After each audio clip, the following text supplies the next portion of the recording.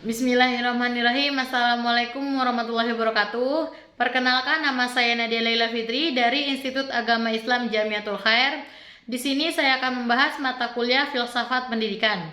Materinya yaitu hakikat peserta didik. Adapun yang akan saya bahas di sini yaitu poin pertama, pengertian peserta didik. Dalam istilah tasawuf, peserta didik disebut dengan murid atau tholib.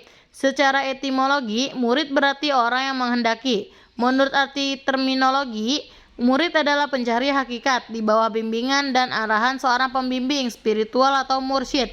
Istilah tholib secara bahasa adalah orang yang mencari. Menurut istilah tasawuf adalah menempuh jalan spiritual di mana ia berusaha keras menempuh dirinya untuk mencapai derajat sufi. Poin kedua, kebutuhan untuk memiliki filsafat hidup. Mereka mempunyai keinginan untuk mengenal apa tujuan hidup dan bagaimana kebahagiaan itu diperoleh. Karena itu, mereka membutuhkan pengetahuan-pengetahuan yang jelas sebagai suatu filsafat hidup yang memuaskan yang sesuai dengan nilai-nilai kemanusiaan, sehingga dapat dijadikan sebagai pedoman dalam mengarungi kehidupan ini. Poin ketiga, inteligensi peserta didik. Inteligensi atau kecerdasan dalam bahasa Inggris disebut intelligence dan bahasa Arab disebut az-zaka. Menurut arti bahasa adalah pemahaman, kecepatan, dan kesempurnaan sesuatu. Pada awalnya, kecerdasan hanya berkaitan dengan kemampuan struktur akal dalam menangkap gejala sesuatu. Poin keempat adalah kecerdasan peserta didik. Kecerdasan peserta didik itu dibagi menjadi 4. Di sini aku akan menjelaskan. Yang pertama itu kecerdasan intelektual. Kecerdasan intelektual adalah kemampuan untuk belajar dari pengalaman, berpikir menggunakan proses-proses metakognitif, dan kemampuan untuk beradaptasi dengan lingkungan sekitar. Yang kedua, kecerdasan emosional. Kecerdasan emosional adalah kemampuan seseorang untuk mengenali emosi diri, mengelola emosi, motivasi diri sendiri, mengenali emosi orang lain atau empati, dan kemampuan untuk membina hubungan kerjasama dengan orang lain. Yang ketiga, kecerdasan spiritual adalah kecerdasan seseorang dalam mengembangkan akal budi, sehingga mampu mengelola pikiran, memahami segala hal dengan baik, berkat ketajaman pikirannya. Yang keempat, kecerdasan qalbiyah. Kecerdasan qalbiyah adalah kemampuan seseorang dalam memahami sesuatu dengan menggunakan nilai-nilai qalbiyah atau kalbu. Poin kelima, potensi peserta didik. Sesuai dengan kesuciannya dalam struktur manusia, Allah telah memberi seperangkat kemampuan dasar yang memiliki kecenderungan berkembang. Dalam perspektif Islam, kemampuan itu disebut dengan fitrah yang dalam pengertian etimologis mengandung makna kejadian atau suci. Secara kronologis, kata fatorot berasal dari kata kerja fatoro yang berarti menjadikan. Poin keenam, yaitu Allah berfirman dalam Quran surat Ar-Rum ayat 30. A'udzubillahi minasyaitonirrajim. Bismillahirrahmanirrahim. Faqim wajhaka lid-dini hanifa fitratallahi allati fataran nasa 'alaiha la tabdila li khalqillah dzalikat dinul qayyim walakinna aktsaran nasi la ya'lamun. Shadaqallahul azim. Yang artinya, maka hadapkanlah wajahmu dengan lurus kepada agama Islam sesuai fitrah dari Allah yang telah menciptakan manusia menurut fitrah itu. Tidak ada perubahan pada pencipta Allah tersebut. Itulah agama yang lurus, tetapi kebanyakan manusia tidak mengetahui. Poin ketujuh, berdasarkan fitrah Allah tersebut, dapat kita ketahui bahwa makna fitrah adalah suatu kemampuan dasar manusia yang berkembang secara dinamis, dianugerahkan kepada Allah kepadanya, dan mengandung komponen-komponen tersebut bersifat dinamis dan responsif terhadap pengaruh lingkungan sekitar, termasuk pengaruh pendidikan. Poin ke-9, komponen-komponen anugerah menurut Haji Muhammad Arifin.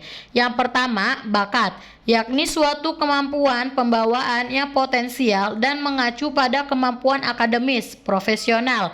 Yang kedua, insting atau gharizah, suatu kemampuan berbuat atau beraktivitas tanpa melalui proses belajar.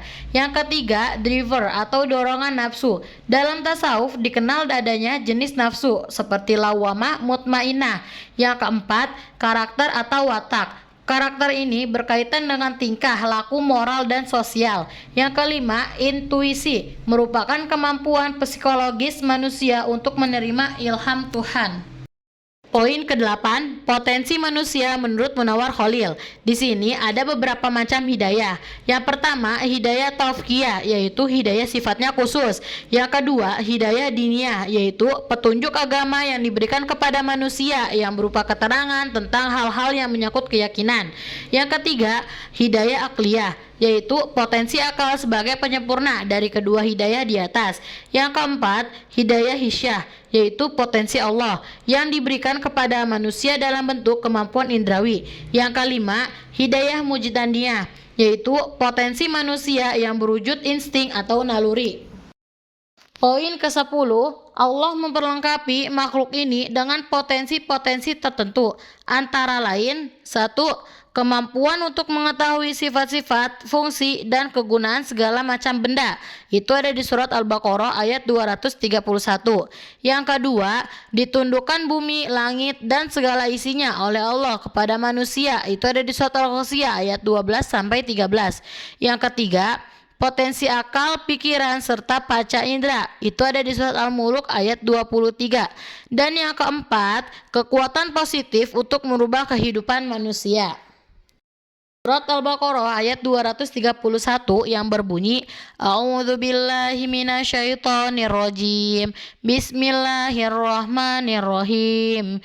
Wa idza talaqtumun nisaa fabalagna ajalahunna fa'amsikuhunna bima'rufin aw sarrihuhunna bima'ruf.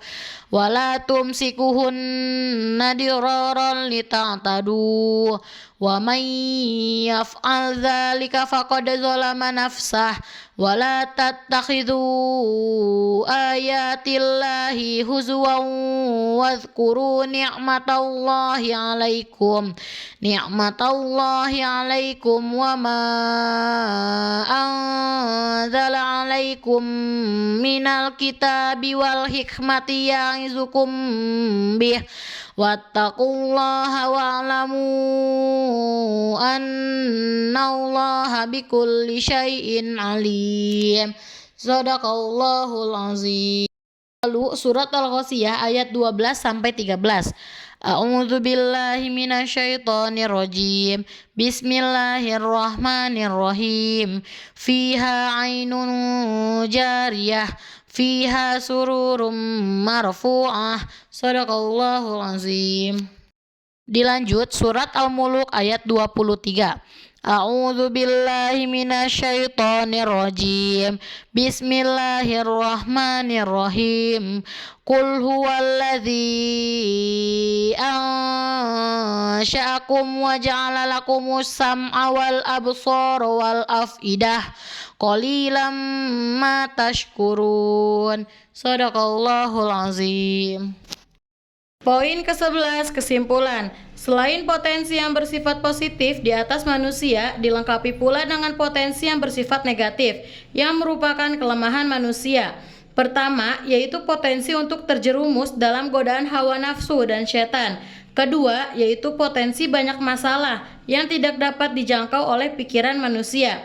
Karena adanya potensi yang positif dan negatif, serta keterbatasan manusia, sebagai penyempurnaan nikmat Tuhan kepada makhluknya, dianugerahkanlah kepadanya oleh Tuhan yang mengetahui hakikat manusia, petunjuk-petunjuk yang disesuaikan dengan hakikat itu. Menggoreng ikan dicampur bakmi, digoreng terpisah, jangan sekaligus. Cukup sekian presentasi kami, semoga mendapat nilai yang bagus. Cukup sekian materi dari saya, kurang lebihnya saya mohon maaf. Ternak-ternak si ikan teri, teri diternak dalam kolam. Karena telah di penghujung materi, ku akhiri dengan salam. Wassalamualaikum warahmatullahi wabarakatuh. Bye-bye semuanya.